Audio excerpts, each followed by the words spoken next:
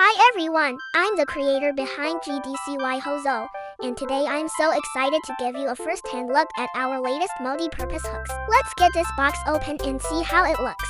We went with this refreshing pastel blue and yellow combo to brighten up your closet. When we were developing this, I made sure the material was smooth to the touch but thick enough to handle real weight. It's built to be both aesthetic and durable. One thing I'm really proud of is the tool-free design. I wanted to make it as simple as possible. You just take the hook, align it, and slide it into the base. It snaps right in nice and secure. No screws, no frustration. It's ready to go in literally seconds. Now, let's see it at work. I designed the double S shape specifically to balance the load.